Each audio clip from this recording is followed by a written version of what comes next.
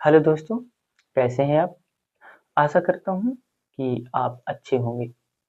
जैसा कि आपने पिछले क्लास में देखा ही होगा कि हमने लिथोस्फीयर के निम्न भूमि और उच्च भूमि यानी कि हाईलैंड और लोलैंड जिनमें से पर्वत, पठार, नदी, झील, मैदान आदि सभी देखे थे।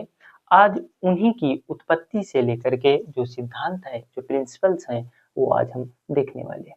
तो आइए शुरू करते हैं एक नई ऊर्जा के साथ इस क्लास को। हमने देखा कि अब प्रिंसिपल्स देखने हैं तो हमें किसके प्रिंसिपल्स देखने हैं? तो लिथोस्फीयर के प्रिंसिपल्स देखेंगे। देखिए, हमने प्लेट टेक्टोनिक्स की बात करेंगे और तो उससे बेहतर है कि पहले हम देखें, क्योंकि जब हम प्लेट्स हमारी अंदर जाती है तो वो गर्म होती है, लावा बनती है, टेम्परेचर हाई होता है। ऐसा क्यों होता है? वो इस थोड़ी सी झलक देखते हैं कि ये हमारी एक पृथ्वी है और ये पृथ्वी का जो बाहरी सतह होती है उसे हम परपटी कहते हैं, क्रस्ट कहते हैं। और एक सेंटर में होता है जिसे हम कोर कहते हैं और इसे हम मेंटल कहते हैं। अगर मैं कहूँ कि इस वाले भाग को यानी कोर के इस वाले भाग को ले लिया जाए तो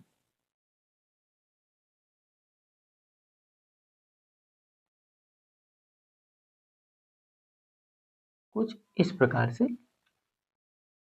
होगा। यहाँ पर क्या होगा? जल होगा।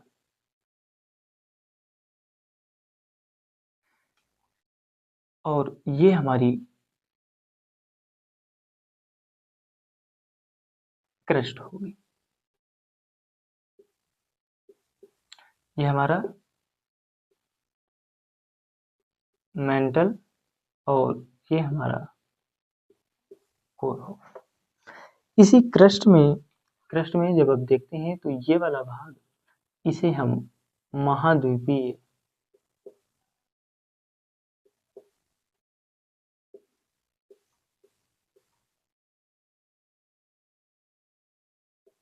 महाद्वीपीय परपटी कहते हैं और ये वाला जो भाग है इसे सागरीय या महासागरीय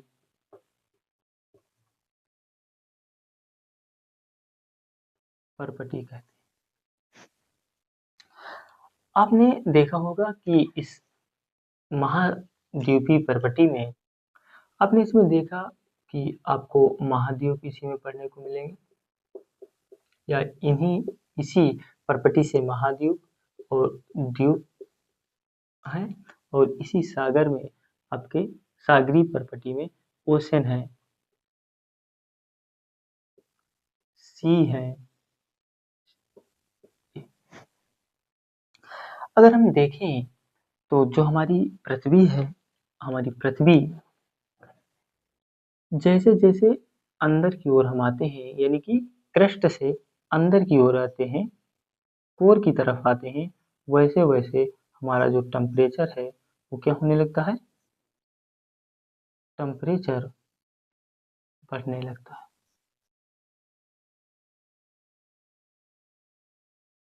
टेम्परेचर बढ़ने लगता है।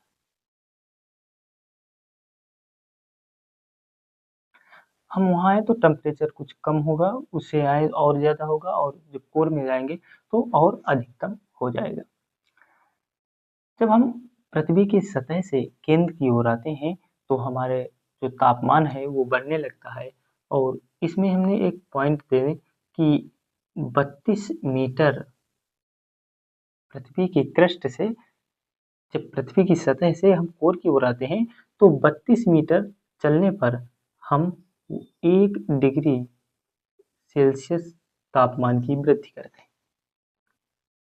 यानी कि अगर मेरा क्रस्ट जो बाहरी सतह पर 1 डिग्री 10 डिग्री सेल्सियस है और मैं यहाँ से क्रस्ट से जहाँ से मेरा 32 डिग्री है वहाँ से अगर मैं केंद्र की ओर आऊँगा और 32 मीटर चल के आऊँगा तो मेरा अब 10 से के बजाय वो कितना हो जाएगा? 11 डिग्री सेल्सियस।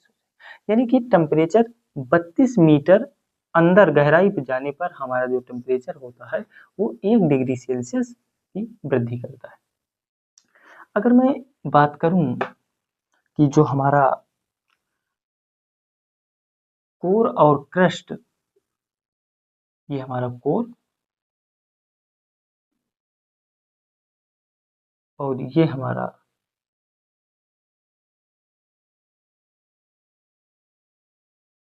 क्रस्ट है।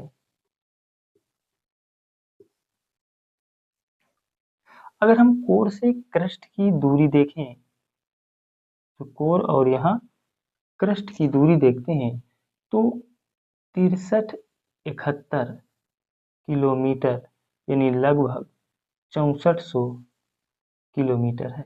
पृथ्वी की सतह से पृथ्वी के जो केंद्र की दूरी कितनी है वो 6371 किलोमीटर या इसके आसपास अन्य किताबों में अन्य डाटा दिया है, तो अब लगभग 6400 किलोमीटर है। और हमें एक ये पॉइंट्स मिला है कि 32 मीटर अंदर जाने पर 1 डिग्री सेल्सियस तापमान की वृद्धि होती है। तो अगर 32 मीटर में 1 डिग्री सेल्सियस, तो मैं कहता हूँ कि अगर मैं 100 मीटर जाता हूँ, 100 मीटर नीचे जाता हूँ तो लगभग 3 डिग्री सेल्सियस का तापमान इंक्रीज हो जाएगा, बढ़ जाएगा। यहीं अगर मैं 1000 मीटर यानी कि 1 किलोमीटर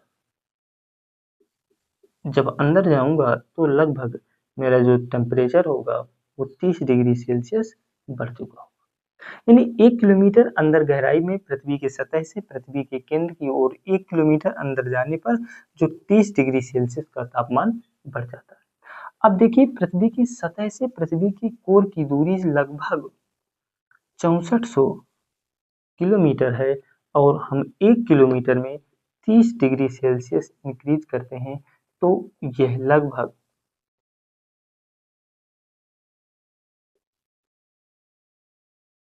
या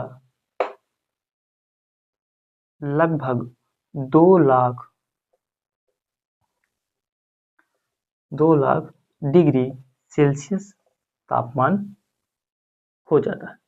यानी हम 32 मीटर प्रति 1 डिग्री सेल्सियस की बात करें तो यहाँ पर हमारे जो पृथ्वी के केंद्र यानी कोर के केंद्र का जो टेम्परेचर होना चाहिए था, इस हिसाब से 2 लाख डिग्री सेल्सियस, लेकिन हम लगभग 6000 डिग्री सेल्सियस, हमारे कोर का कितना है 6000 डिग्री सेल्सियस, हमारे पृथ्वी के केंद्र का तापमान लगभग 6000 डिग्री सेल्सियस, लेकिन इसके हिसाब से 2 लाख डिग्री सेल्सियस होना चाहिए। तो ये कहाँ प्रॉब्लम हो रही है, ये देखने वाली बात है।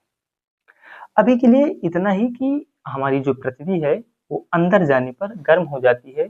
जब हम इसको पृथ्वी की उत्पत्ति जब हम आगे करेंगे तो हमें इस विस्तार से इसको समझेंगे कि ये 2 लाख न होकर के 6000 डिग्री सेल्सियस ही क्यों है।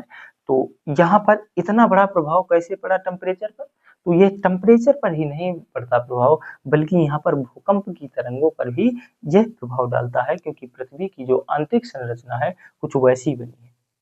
तो इसकी जानकारी हम विस्तृत विस्तृत रूप से जानेंगे जब हम पृथ्वी की उत्पत्ति कर रहे होंगे। तो हमने एक चीज सीख ली कि पृथ्वी की सतह से पृथ्वी के केंद्र की ओर जाने पर जो हमारा टेम्परेचर है वह बढ़ने लगता है। प्लेट टेक्टोनिक की बात करते हैं तो प्लेट टेक्टोनिक अगर हम यहाँ पे लिखें तो पृथ्वी के सतह एवं स्थलाकृतियों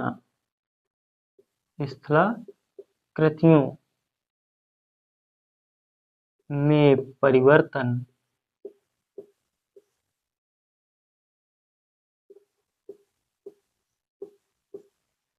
विभिन्न बलों द्वारा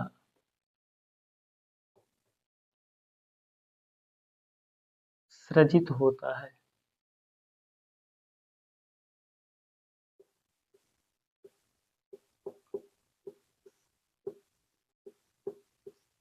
विभिन्न बलों द्वारा सृजित होता है तथा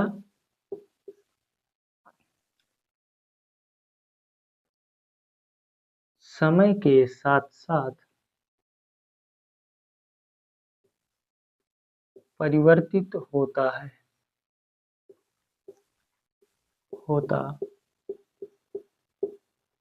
रहता है। पृथ्वी की सतह एवं आकृति स्थलाकृतियां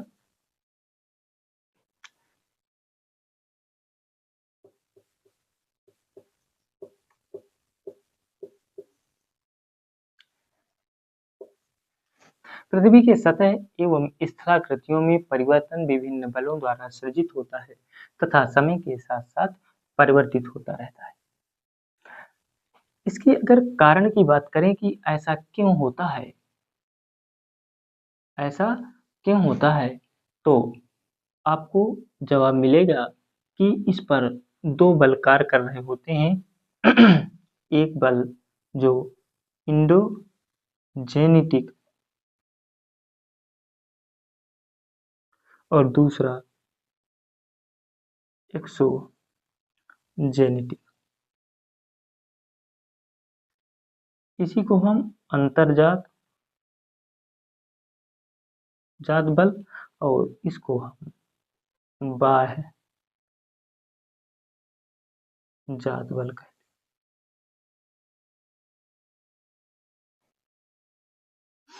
अगर हम अंतर्जात की बात करें तो यह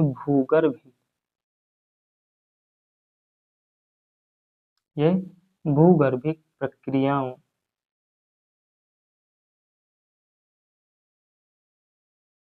द्वारा सृजित होता है।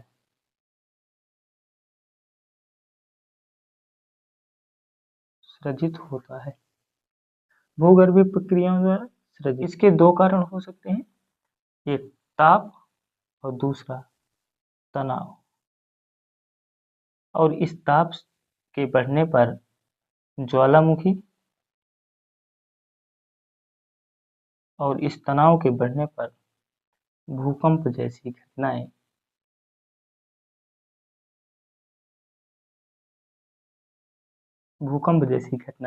सृजित होती हैं। बाह्यजात बल के अंतर्गत अगर देखें तो पवनें, हिमानी,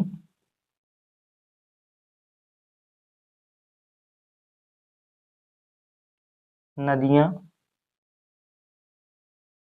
सुनामी और सुनामी के बाद देखें तो समुद्री लहरें। ये एक्सोजेनिक यानी बाह्यजात के तत्व हैं और वो जो ताप और तनाव है वो अंतर्जात के कारण और ये हमारी बाह्यजात के। अगर हम इसके तथ्य की बात करें अंतर्जात और बाह्यजात के बाद कि पृथ्वी के सतह एवं स्थलाकृतियों में परिवर्तन विभिन्न बलों द्वारा सृजित होता है तथा समय के साथ परिवर्तित होता रहता है। अब जैसे मैंने यहाँ पे एक और यहाँ पे बी यानी दो स्थिति ली और इस स्थिति में मैंने कहा कि ये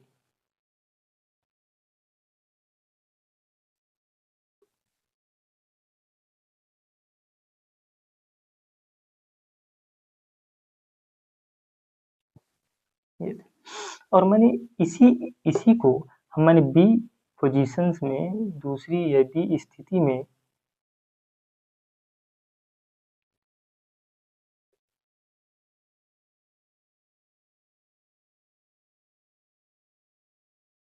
कुछ ऐसी, यानी इस पर बाह्य बल कार्य कर रहे हैं,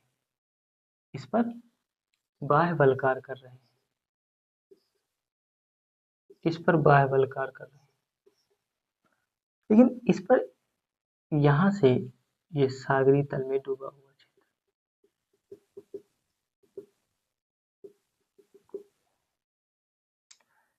ये भी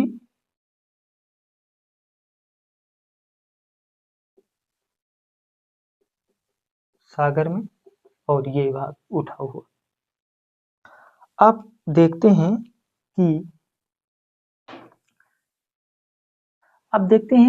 कि इस पर एंडोजेनिक और इस पर एक्सोजेनिक, इस पर यहाँ पर एक्सोजेनेटिक फोर्स काम कर रहा है और यहाँ पर इंडोजेनेटिक फोर्स काम कर रहा है। जो इंडोजेनेटिक है ये क्या करेगा, ये अंदर से फोर्स करेगा और ऊपर की ओर उठाएगा, और जो बाह्य बल है वो क्या करेंगे, यहाँ पर घर्षण करेंगे, पवने घर्षण करेंगी, हिमानियां करेंगी, नदियां अपने मार्ग में प्रवाहित होते हुए वहां के अवसाद जो है दूसरी जगह लेके जाएंगी, वहां पर कटाव करेंगी, सुनामी की लहरें आती हैं, सुनामी आती हैं, और जो समुद्री लहरें आती हैं वो भी इस प्रकार से बाह्य बलों का कार्य करती हैं। हमने देखा कि ये जो प्रोसेस है ये करोड़ों वर्ष बाद,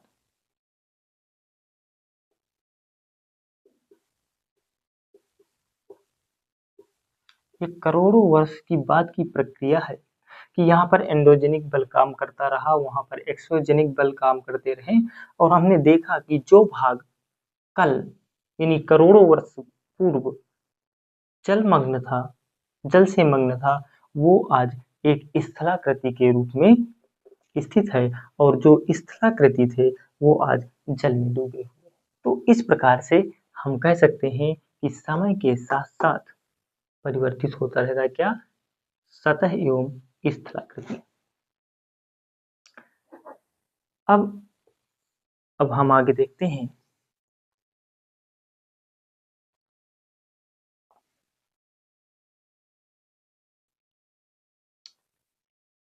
एक देखते हैं ग्रेडेशन।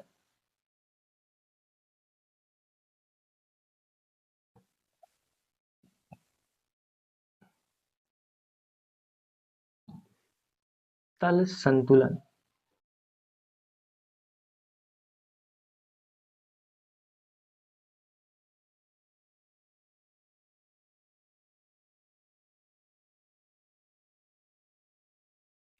तल संतुलन, तल संतुलन क्या है, तो तल संतुलन ग्रेडेशन, जब आंतरिक बल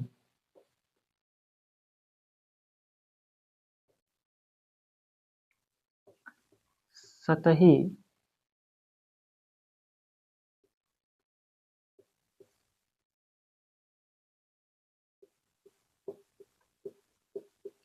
संतुलन को तोड़ते हैं तो बाह्य बल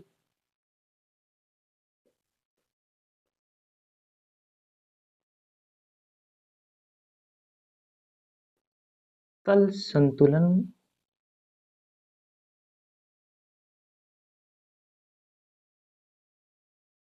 तल संतुलन के की प्रक्रिया के द्वारा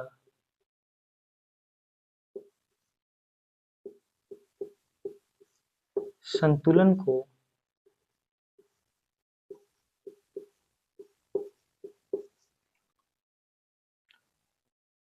पुनः स्थापित करते हैं।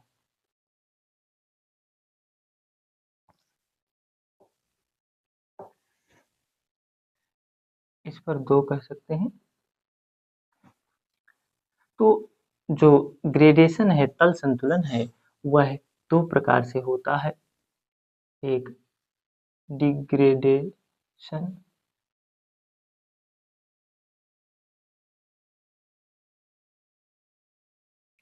और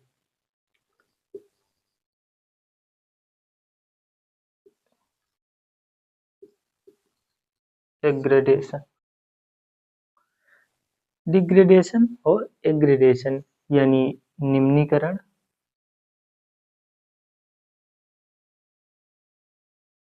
और अधिवृद्धि।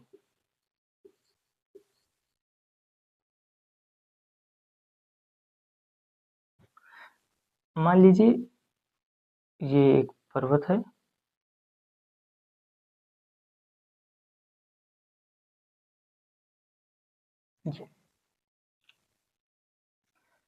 मान लीजिए यहाँ तक इसको काटा, ये पूरा,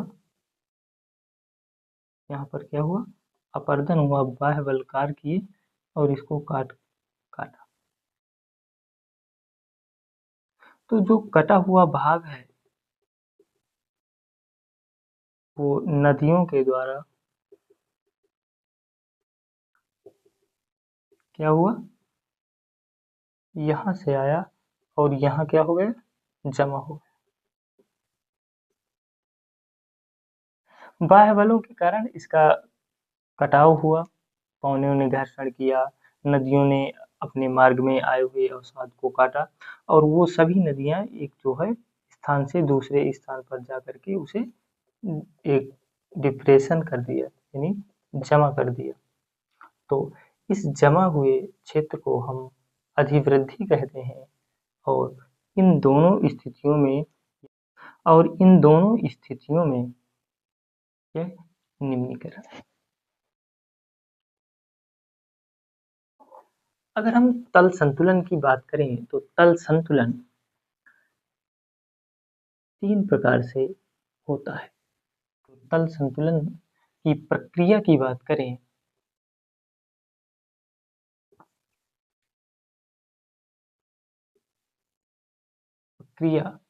तल संतुलन की जो प्रक्रिया है वो 3 प्रकार से होती हैं।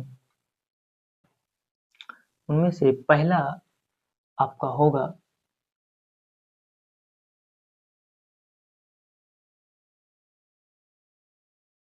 वेदरिंग, दूसरा होगा आपका इरोजन और चौथा होगा डेपोजिशन। डेपोजिशन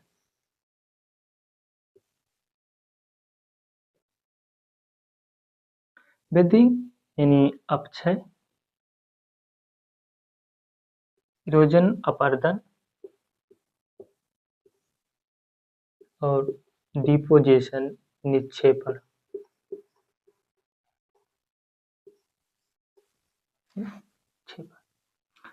मान लीजिए ये पर्वत है और इस पर्वत को यूं करके काटा।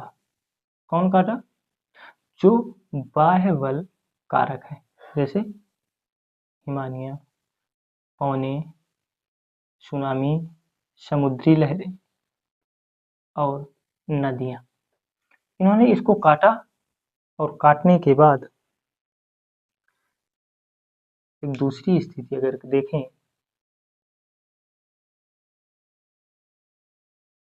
तो ये कटा हुआ भाग है वो नदियों के माध्यम से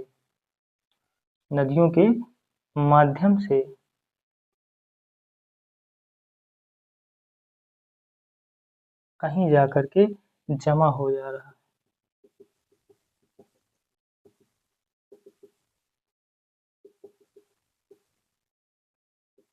कहीं जाकर के जमा हो जा रहा है। तो हम इसमें कह सकते हैं, अगर हम इसकी बात करें तो ये क्या है, तो ये हम कह सकते हैं कि मौसम या जैविक प्रक्रियाओं द्वारा चट्टानों का टूटना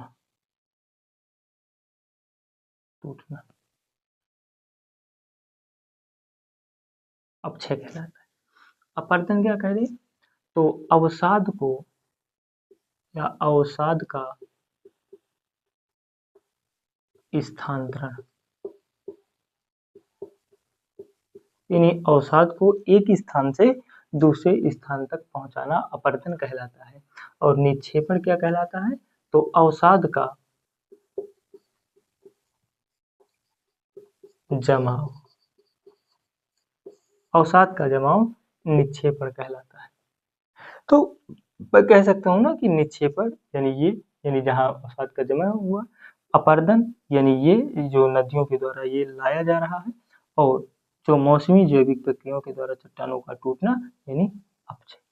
तो इस प्रकार से वेदरिंग, इरोजन और डिपोजिशन।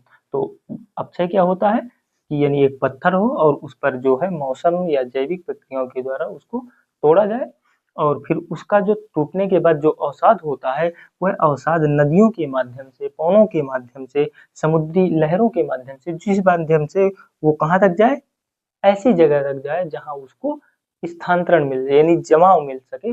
और वो जहाँ स्थानांतरण होता है, जिसके माध्यम से स्थानांतरण होता है, उस माध्यम को ही हम क्या बोलते हैं? अपरदन बोलते हैं। और जहाँ पर वो जमा वो हो जाता है, उसे हम निक्षेपण कहते हैं।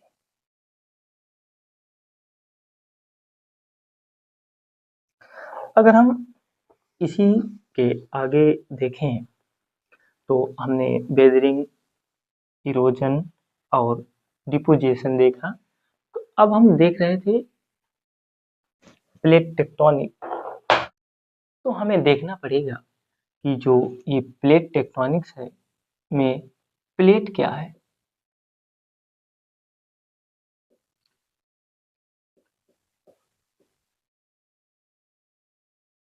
प्लेट टेक्टोनिक, तो हम अगर प्लेट की बात करें, तो प्लेट क्या है?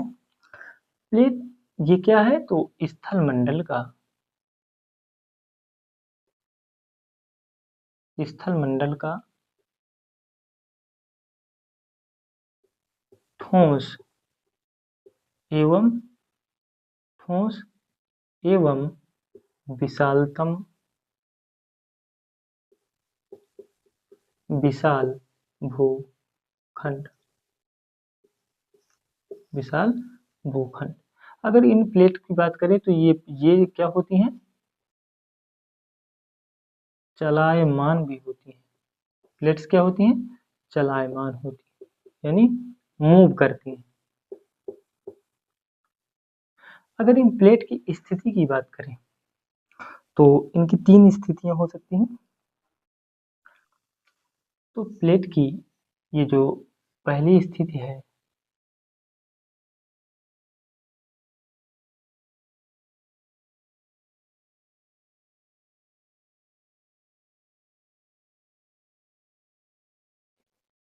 यानी कि एक प्लेट जो एक दूसरे के पास आ रहे हैं।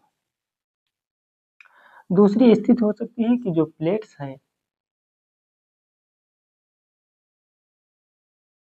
वो हमारी एक दूसरे से कहाँ जा रही हैं?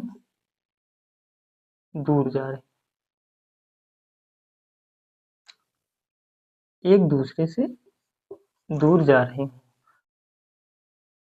और जो एक तीसरा है कि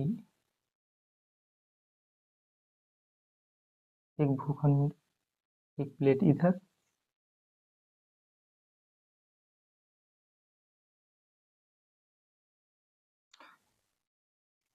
एक ऊपर जा रही हो और एक नीचे। तो प्लेट्स के तीन प्रकार हो सकते हैं। एक एक दूसरे के पास आ रही हो, दूसरा एक दूसरे से दूर जा रही हो, और जो तीसरा है वो एक दूसरे के को घिसती हुई प्लेटें जाए। यानी जब हम एक दूसरे के पास प्लेटें आती हैं तो वो कन्वर्जन, और जब एक दूसरे के दूर जाती हैं तो डाइवर्जन, और तीसरी में एक दूसरे को घिसती हुई जाती है। इस प्रकार से ये तीन स्थितियां प्लेटों की होती हैं। अब हम इन्हीं स्थितियों में आगे देखें, हम उन्हीं प्लेटों की स्थिति में देखें, तो एक प्लेट ये हो गई अब, और एक प्लेट आप देखेंगे तो ये दोनों प्लेट से एक दूसरे के पास आ रही हैं और देखें तो ये किसमें डूबी हुई हैं? ये सागर, ये सागर में डूबी हुई। ऊपर क्या है? ऊपर सागर है। ये कहाँ है? सागर है। तो जब दो प्लेटें आपस में एक दूसरे से टकराती हैं तो जो नर्म या कमजोर सतह होती है, प्लेट्स होती है, वह नीचे चली जाती है और जो हार्डनेस होती है उस पर हल्का मोड़ आ जाता है। लेकिन कभी-कभी ऐसी भी स्थितियां आती हैं कि उनमें से कोई भी प्लेट नहीं मुड़ती और उन पर एक फोल्ड बन जाता है। तो अगर हम सागर में हैं तो हम एक स्थिति देखें कि ये प्लेट्स हैं और ये प्लेट्स क्या हुई? एक प्लेट्स क्या हो गई? मुड़ गई और जो हमारी दूसरी प्लेट थी उस पर क्या गया? उभार आ गया।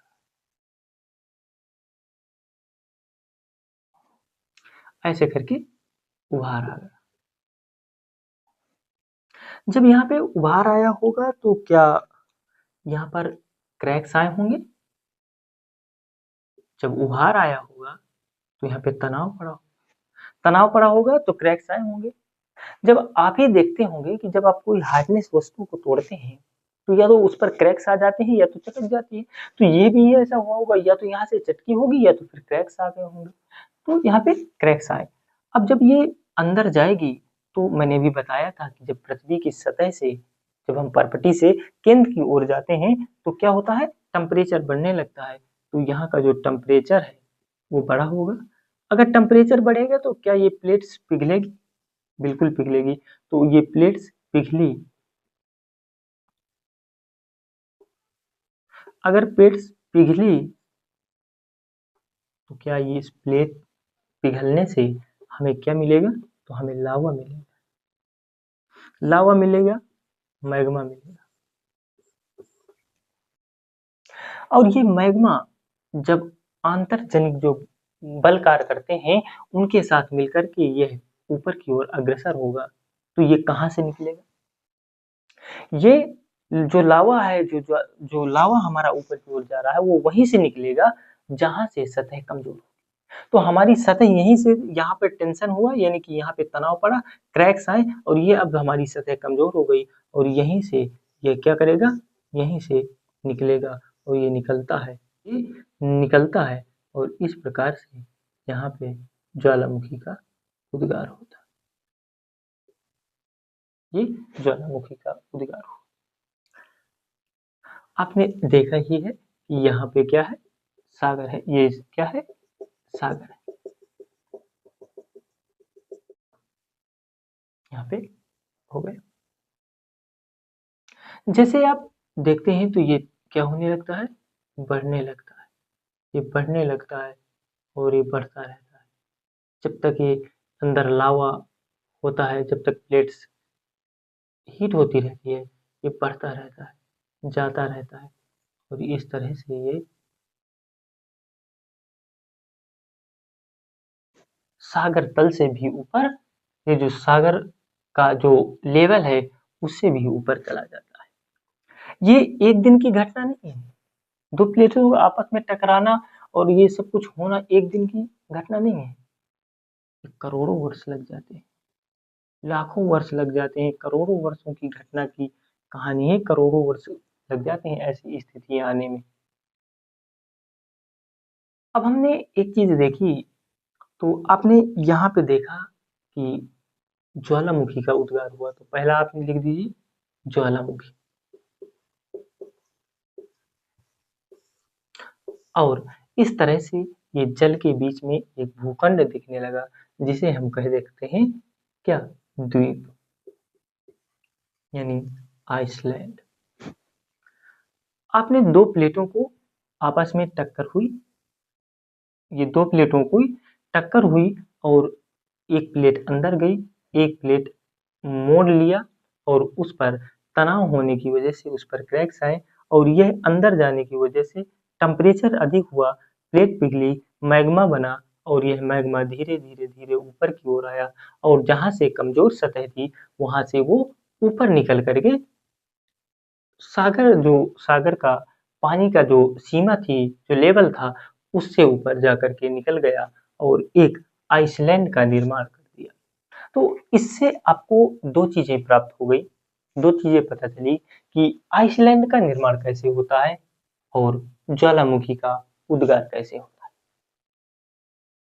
आइसलैंड का निर्माण और ज्वालामुखी का उद्गार, तो ज्वालामुखी के उद्गार के फलस्वरूप ही हमारे आइसलैंड का निर्माण होता है। लेकिन हम ये कह दें कि आइसलैंड का निर्माण सिर्फ ज्वालामुखी से होता है तो गलत होगा। आइसलैंड के निर्माण अन्य तरीके भी है, लेकिन एक तरीका ज्वालामुखी भी है। तो ज्वालामुखी से आइसलैंड का निर्माण होता है, लेकिन हम ये कह दें कि सिर्फ ज्वालामुखी से आइसलैंड का निर्माण होता है तो गलत होगा कि ज्वालामुखी से ही पर्वतों का निर्माण होता है, तो ऐसा नहीं है। यह एक प्रकार है जो हमने आपको बता दिया। अब इसके बाद अगर हम एक स्थिति ऐसी भी देखें, एक ये हो गया, एक मान लीजिए हमने एक स्थिति ये देखी कि दो प्लेट्स हैं और ये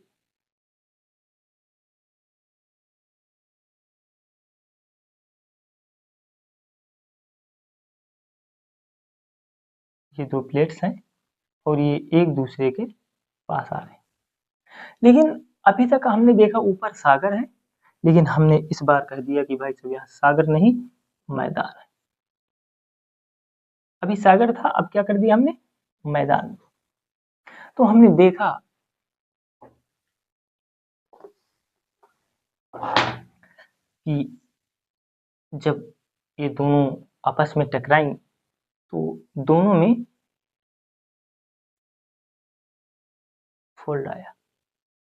दोनों में क्या आया, तो दोनों में फोल्ड आ गया।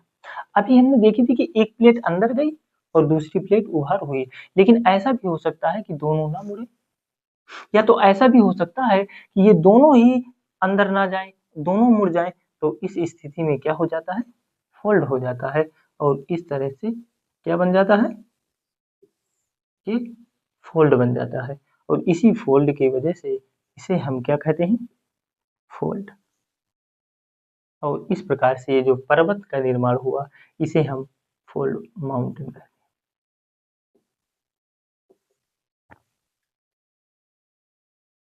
फोल्ड माउंटेन का निर्माण हुआ। फोल्ड माउंटेन दो तरह की से हो सकते हैं, एक ओल्ड और एक न्यू। अगर ओल्ड की बात करें तो इसके एग्जाम्पल लिख सकते हैं आप, Aravalli, old fold mountain, Aravalli. और अभी अपने नॉर्थ अमेरिका में एक पढ़ा है, अपलेशियन।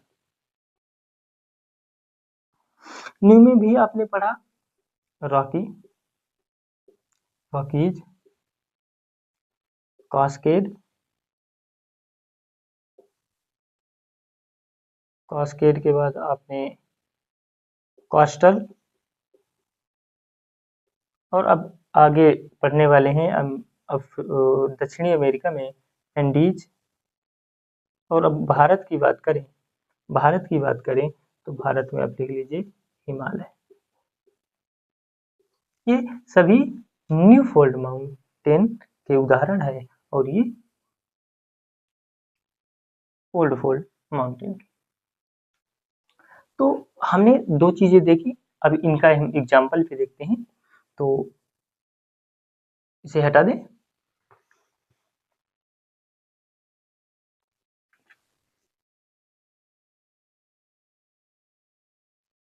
हमने देखा आइसलैंड और हमने देखा फोल्ड माउंटेन। अगर हमने आइसलैंड देखा और फोल्ड माउंटेन देखा तो हम यहाँ पे देखते हैं कि मान लीजिए यहाँ पे हमने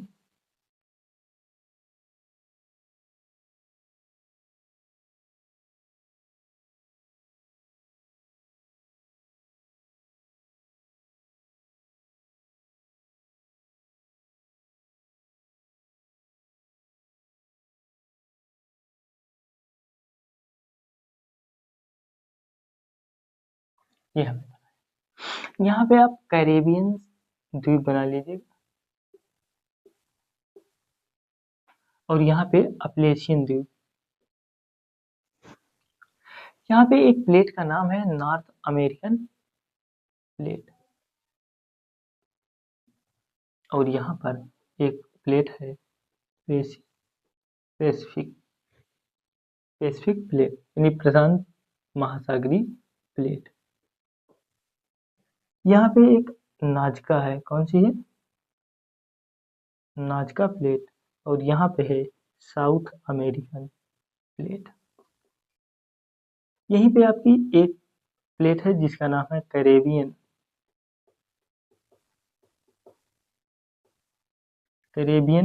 प्लेट। और यहाँ पे आप देखते होंगे कि यहाँ पे अफ्रीका है, तो ये हमारी अफ्रीकन प्लेट्स। कौन सी है? African plate. तो हमने देखा कि ये जो पैसिफिक है, ये पैसिफिक ओशियन की जो प्लेट्स है, प्रशांत महासागरीय जो प्लेट है, और ये ऊपर वाली प्लेट्स आकर के टकराई और यहाँ पर ज्वालामुखी उद्गार हुआ। और वो समुद्र तल से ऊपर आते आते आते जो पानी का लेवल था उससे निकल करके यहाँ पर आइसलैंड का निर्माण। तो हमने देखा ना कि दो प्लेट से आपस में टकराती हैं, एक अंदर जाती है और एक उभरती है, और उससे फिर करके आइसलैंड का निर्माण होता है। वैसे यहाँ पे इसी प्रकार से कैरेबियन जो आइसलैंड है उनका निर्माण, यहाँ से एक कैरेबियन प्लेट्स आती है और यहाँ से अफ्रीकन प्लेट्स आती है, और इन दोनों के टक्कर की वजह से ये कैरेबियन आइसलैंड बनते हैं। साउथ अमेरिका में अगर आप देखें तो अब हम यहाँ पे पर्वत,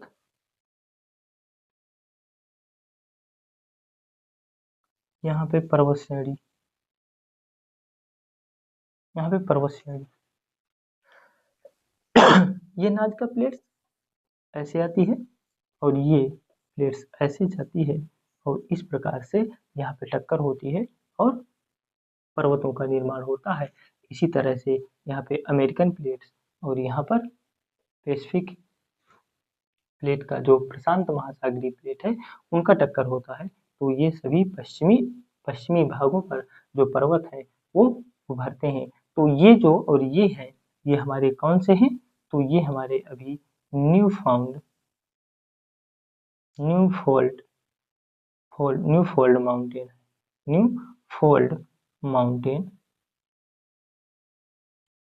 न्यू फोल्ड माउंटेन के उदाहरण है। यहाँ पे जब अपलेशियन पढ़ेंगे, ये ओल्ड फोल्ड माउंटेन है, ये हम अभी आगे करते हैं। तो ये आपको समझ में आ गया कि कैसे ये हमारे न्यू फोल्ड माउंटेन आए और कैसे द्वीपों का निर्माण हुआ। तो नाजका प्लेट्स और साउथ अफ्रीकन प्लेट्स ये एंडीज बनाती है, और यहीं पे रॉकीज, कास्केड और कास्टल जैसी पर्वत श्रृंखलाओं का निर्माण होता है इन्हीं दो प्लेटों के टकराव से। अगर हम अब अगली बात करें तो हमारा फोल्ड माउंटेन हो गया। अब हम बात करते हैं ब्रह्मोत्थ पर्वत, यानी इसको हम क्या बोलते हैं? ब्लॉग, या इसी को हम फॉल्ट बोल देते हैं, फॉल्ट माउंट। इसमें क्या होता है, ये जो प्लेट्स हैं की स्थिति अभी तक हम देख रहे थे कि जो प्लेट्स हैं वो हमारी एक दूसरे के पास आ रही हैं, लेकिन इसमें क्या हो रहा है, ये एक दूसरे के दूर जा रहे हैं। जब दूर जाएंगी तो आप स्वाभाविक सी बात है, जब दूर जाएंगी तो ये स्थिति कैसी होगी? तो जब दूर जाएंगी तो देखिए कि ये मान लीजिए ये प्लेट्स है और ये इधर को जा रही है, ये इधर को जा रही है, तो इधर से बल कार्य कर रहे होंगे, आंतरिक बल कार्य कर रहे होंगे, तो ये ऊपर को। तो हम जब अब तीसरी अवस्था देखते हैं, इसी की तीसरी अवस्था की, तो हमने क्या देखा कि ये प्लेटें एक दूसरे से डाइवर्ज हो रही हैं, डाइवर्जन कर रही हैं और यहाँ जब आपस में एक दूसरे से अलग होंगी तो नीचे से जो आंतरिक बल कार्य कर रहे होंगे वो क्या करेंगे, उस सतह को प्रेशर प्रेशर करेंगे, तनाव करेंगे, तनाव देंगे और इस तनाव की वजह से ये क्या होगी, कुछ इस प्रकार से उभर जाएगी, कुछ इस प्रकार से उभर जाएगी। जब यहाँ से उभरेगी और ये प्लेसें एक दूसरे से दूर जाएंगी और ये अपना काम करने लगेगा, आंतरिक बल जोर से इस पर तनाव डालेगा तो क्या इस पर क्रैक्स आएंगे, स्वाभाविक सी बात है इस पर क्रैक्स आएंगे। और जब क्रैक्स आएंगे तो मान लीजिए ये ए क्रैक्स, ये बी, सी, डी, ई, एफ, तो हो सकता है कि बी वाला जो होता है धंस जाए, क्रैक्स नीचे धंस जाए और सी वाला ए वाला रह जाए और ये डी वाला चला जाए, ऐसे करके कोई भी मतलब नीचे धंस सकता है और कोई ऊपर जा सकता है। इस प्रकार से हमें अगर इसके बाद अगर कोई स्थिति पता चली तो कुछ इस प्रकार की कि मान लीजिए ये धंसेगा,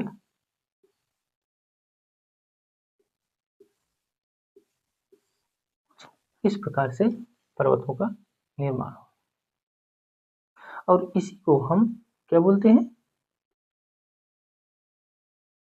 भ्रंशोथ ब्लॉक फॉल्ट।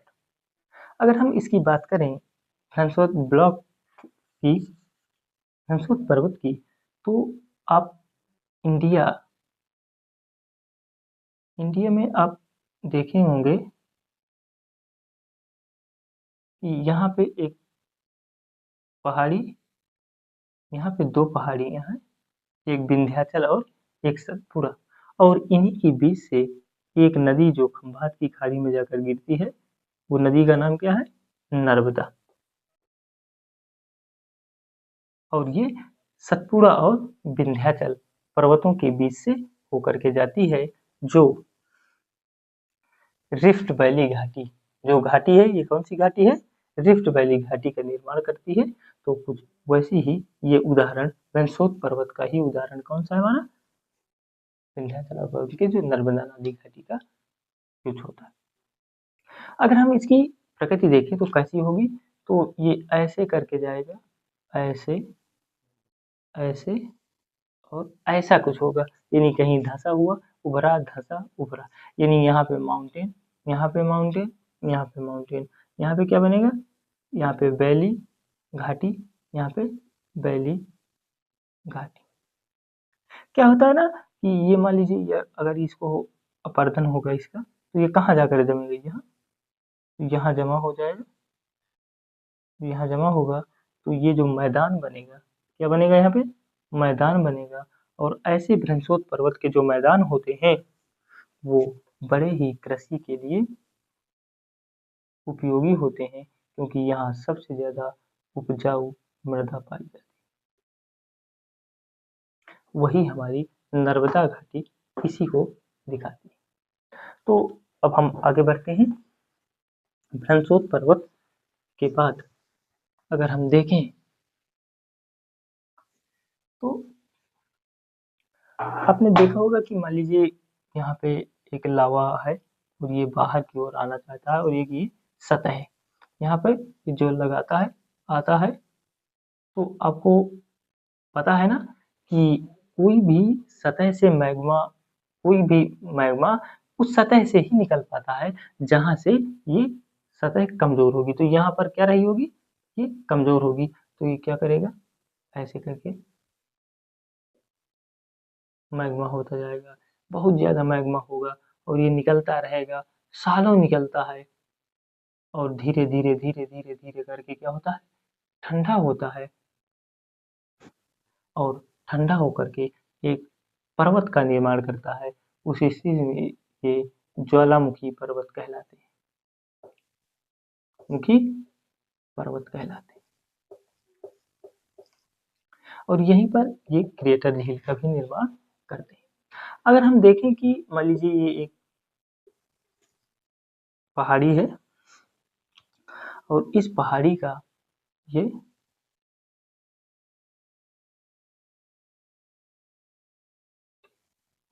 ये वाला क्षेत्र जो है हमारा अपरदित हो गया,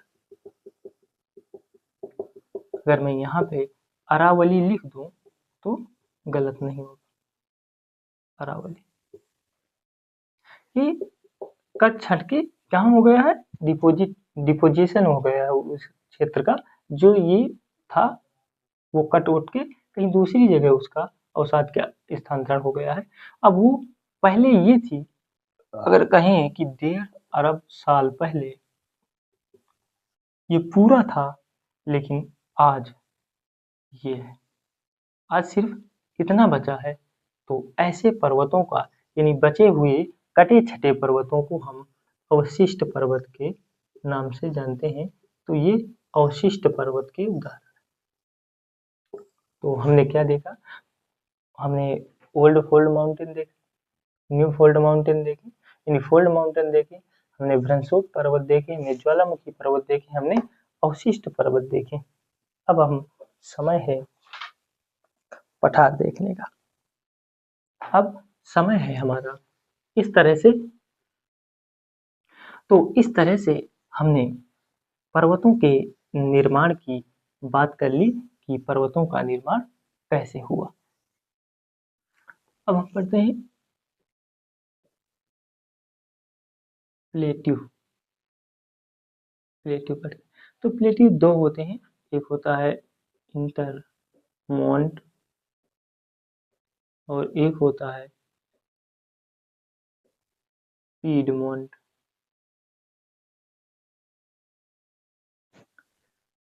अगर हम इंटरमोंट की बात करें तो क्या होता है, इंटरमोंट में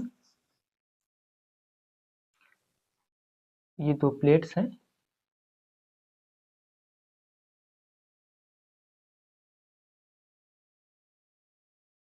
ये दो प्लेट्स हैं एक दूसरे के पास आ रही, और ये सतह जो है स्ट्रांग है। क्या है, स्ट्रांग है, ये बहुत ज्यादा मजबूत सतह है ये वाली। तो क्या होगा कि एक तो जब ये एक फोल्ड होगा और ऐसे करके कुछ ऐसे इसका निर्माण हो जाए, यानी कि जो कम स्ट्रांग था वो फोल्ड में, यानी कि ये आपस में मिले और ये फोल्ड हो गए, लेकिन ये ज्यादा स्ट्रांग था इसलिए ये फोल्ड नहीं हुआ। तो एक यहाँ पे माउंटेन, यहाँ पे माउंटेन और यहाँ पे माउंटेन और यहाँ पे वैली, अगर कहीं ऐसी स्थिति देख जाए तो आप समझ जाइएगा कि वो कौन सा पठार है, इंटरमोस्ट। अब हम देखेंगे पीडमोस्ट। तो पीडमोस्ट प्लेट्यू क्या होता है, जैसे हम मान लीजिए ये हमारी एक चोटी है और इसका करोड़ों वर्ष के बाद क्या हुआ, ह्रास हो गया, कट गया, कटा छटा, और कटते छटते नदियों के द्वारा, पौनों के द्वारा और सुनामियों के द्वारा या किसी भी अन्य जैविक या मौसमी प्रक्रिया के द्वारा जो भी चट्टानों में कटाव होता है उसकी वजह से ये, और ये क्या हुआ, यहाँ से ऐसे इरोजन हुआ, इसका अपरदन हुआ और यहाँ पर ये क्या करता गया, जमा करता गया, और ये यहाँ पे जमा करता रहा, ये यहाँ पे जमा करता रहा और ये जमा करता रहा। तो इसी स्थिति को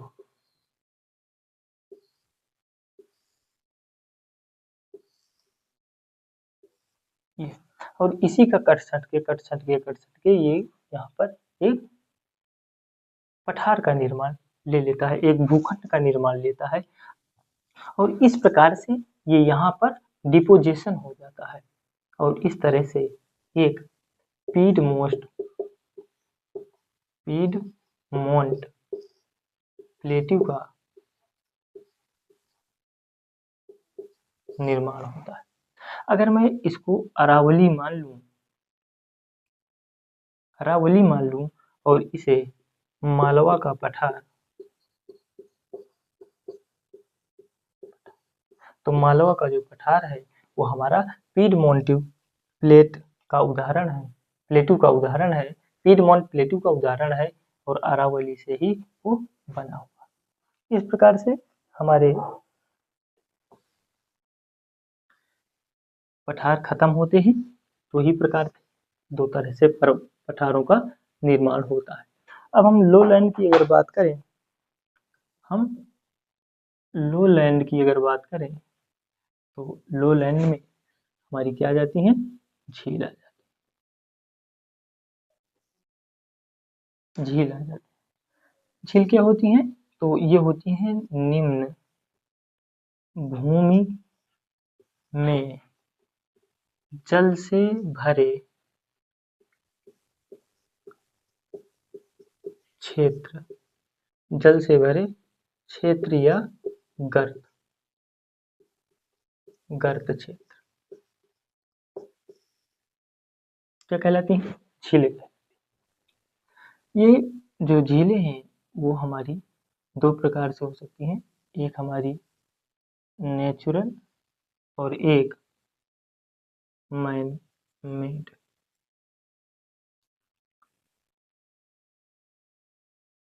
अगर इसमें बात करें तो आप देखते होंगे कि एक डल है, बूलर,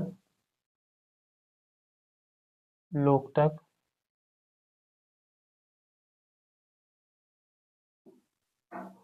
ये कहाँ है, तो ये मणिपुर और ये हमारी कश्मीर। ये नेचुरल में एक चीज और हो सकती है कि ये पर्वतीय भी हो सकती है, पर्वतीय झीलें हो सकती हैं, जैसे नैनीताल, भीमताल।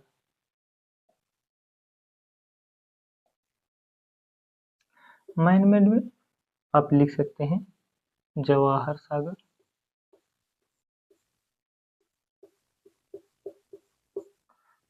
और दूसरा गोविंद सागर।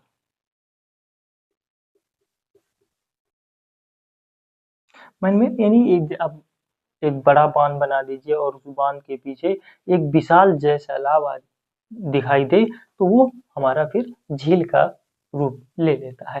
तो ये हमारे बांध भी हमारे क्या होते हैं, बांध भी झील का रूप ले लेते हैं। अगर इसी झील की ही बात करें,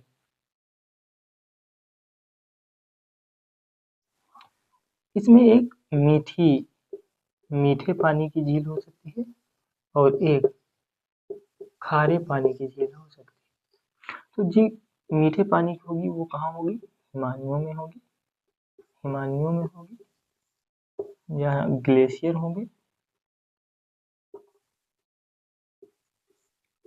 होंगे जैसे हम लिख दें डल, बूलर आदि।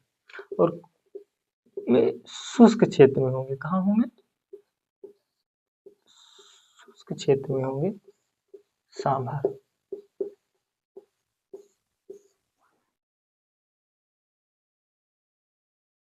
अगर हम झील के प्रकारों की बात करें तो इसके भी कुछ प्रकार हैं, उनको देख लेते हैं।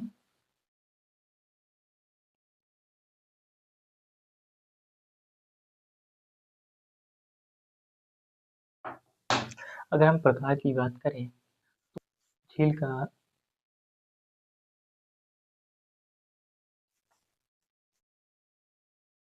अगर लेक की बात करें तो एक लेक होती है टेक्टोनिक लेक। तो टेक्टोनिक लेक क्या होती है, यहाँ पे ये हमारी सतह है और यहाँ पे हमारे क्या है, मैदान।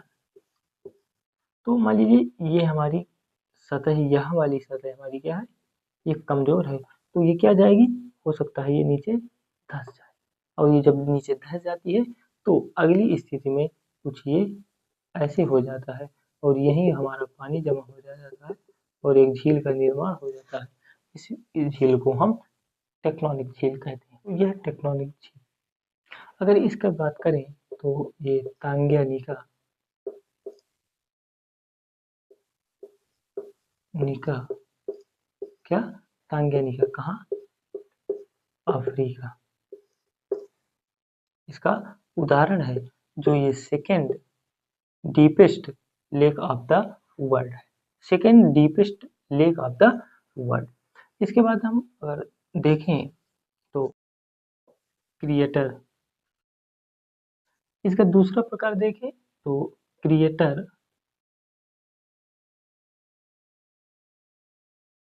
क्रिएटर झील। क्रिएटर झील क्या होती है कि मान लीजिए जब वोल्केनो आता है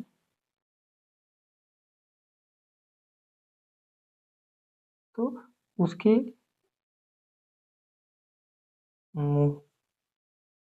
मुहाने पर ऐसा कुछ गड्ढा बना रहता है जिस वजह से यहाँ पर जल भर जाता है और यह एक क्रिएटर झील का निर्माण करती है।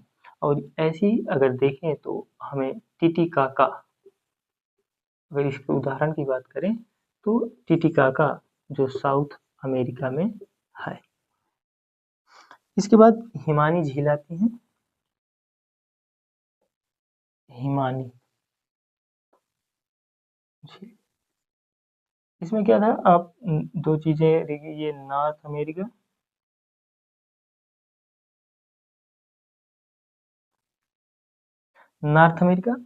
और स्वीडन और फिनलैंड। तो ये जो हमारा क्षेत्र कनाडा का है तो यहाँ पर बहुत सारी झीलें पाई जाती, बहुत सारी यहाँ झीलें छोटी बड़ी पाई जाती हैं। और फिनलैंड में बहुत सारी छोटी छोटी, स्वीडन और फिनलैंड में पाई जाती है। इनका जो निर्माण हुआ है, इनका निर्माण 20 लाख वर्ष पूर्व पहले हिम युग यानी आइस एज आया था और उसी की वजह से यहाँ हिम हिमानी झीलों का निर्माण हुआ। इस प्रकार से आज हम सिद्धांतों की बात कर पाए। हम अगली क्लास में अब देखेंगे साउथ अमेरिका को। तो आज के लिए इतना ही, और अब हम अगली क्लास में साउथ अमेरिका के साथ आएंगे और उस पर हम देखेंगे उसका साउथ अमेरिका का लिथोस्फीयर और हाइलो, और इसके बाद हम उसके हो सकेगा तो उस पर अन्य एक सिद्धांत लेंगे। आज लिथोस्फीयर का लिया था, हो सकता है उसमें एटमॉस्फेयर का ले लें। तो इसी प्रकार से एक एक करके हम ऐसे ही सिद्धांत प्रतिपादित करते चलेंगे। तो अभी तक बने रहने के लिए आप सभी का बहुत बहुत धन्यवाद। तो हम मिलते हैं अगले क्लास में। जय हिंद दोस्तों।